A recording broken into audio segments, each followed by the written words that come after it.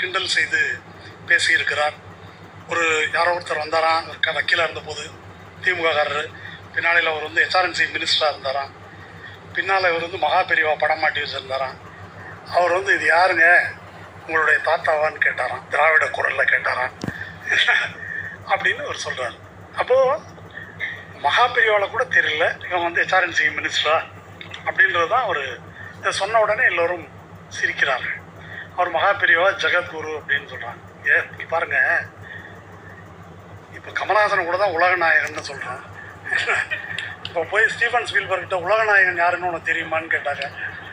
இது கூட தெரியல, நீ எல்லாம் ஒரு டேரக்டரா அப்படின்ற மாதிரி ஜெகத்குருன்னு இவங்க சொல்லிக்கிறாங்க. சிருங்கேரி மடமே ஒத்துக்கிறது இல்லை. நீங்கள் பார்த்தீங்கன்னாக்கா சிருங்கேரி மடம் வந்து தட்சிணாம் நாய சிருங்கேரி மடம்னு சொல்லுவாங்க. சவுத் இந்தியாவுக்கே நான் தான்றது அவங்க சொல்கிறது.